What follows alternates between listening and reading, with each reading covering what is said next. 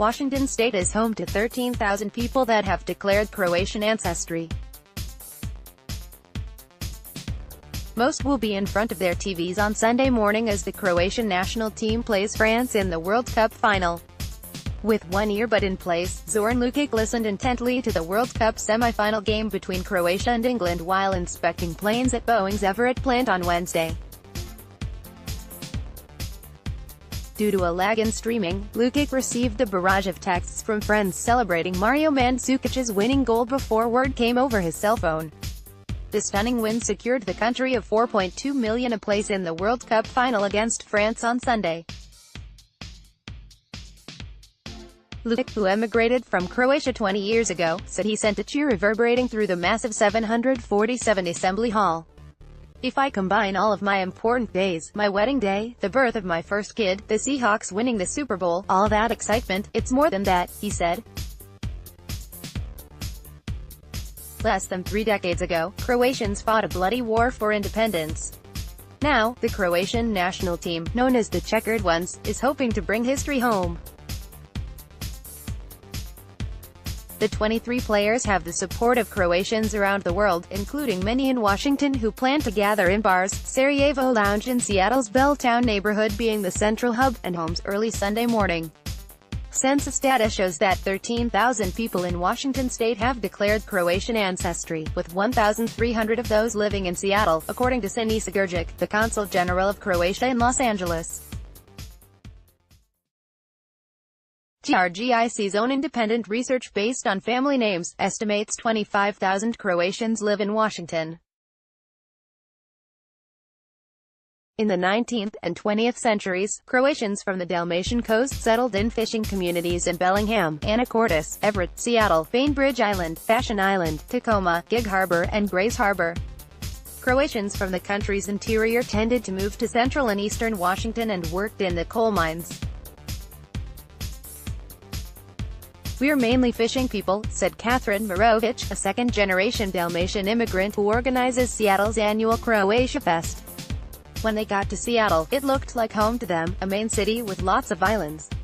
Mirovic said Croatia's success in the World Cup has further strengthened the sense of Croatian community in the Pacific Northwest.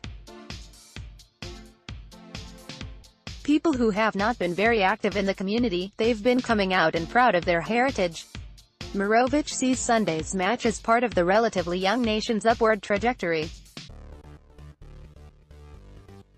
From being a communist country, fighting a war, and building it up to be a place of destination, and to top it all off, to be in the World Cup and in the final, it's unbelievable, she said.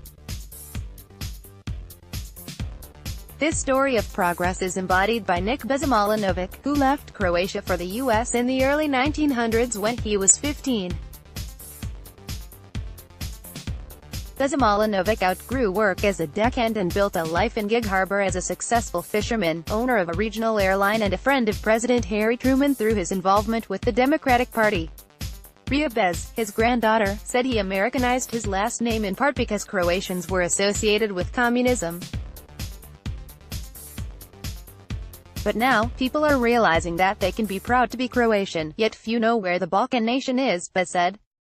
"It's the backside of the boot of Italy," she tells them. The Seattle Junior Tamburitsins, a folk song and dance ensemble of Croatian-American youth, toured Croatia in recent weeks and experienced the electric energy in Zagreb cafes during a World Cup game, co-president Shelley Pasovitz said. Pasovitz returned a week ago, but other families extended their stay following Croatia's wins.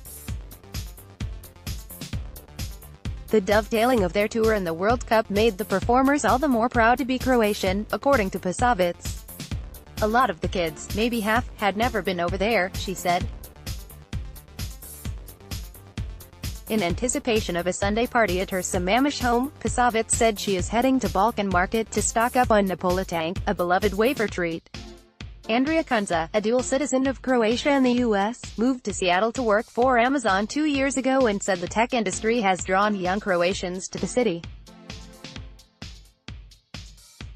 Kunza invited Croatian and non-Croatian friends to watch the playoffs together at her place. It's a chance for all Croatians, from new arrivals to second and third generation families, to come together like this all over the country, she said. In 1998, France beat Croatia in the semifinals and went on to win the World Cup. But many Croatians said they are hopeful that Sunday's game will be their comeback.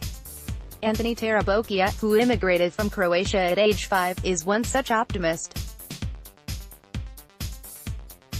He said he inherited his love of soccer from his father. In their West Seattle neighborhood, his father and his friends set up goals on a dirt field and played with their boots on, because they didn't have cleats. The American kids would come and watch, and a lot of them started playing. One of the kids went on to play for the University of Washington, he said. Now 61, Tarabokia recalls playing soccer in the greater Seattle area with a Croatian team in the 1970s and 80s. Our sisters and mothers would be Croatian cheerleaders. They dressed in old-style folk clothing and they'd cheer with their pom-poms. On Sunday, Tarabokia will be the cheerleader, along with his family and friends from his days in commercial fishing. He reserved tables at the Bridge Bar in West Seattle and plans to bring a good luck charm. It's a Croatian flag that's been blessed by the Pope. Lukic said he hopes that playing host at his Snohomish County home will force him to take breaks from what he expects to be a tense final game. That might help me to put down my blood pressure, he said.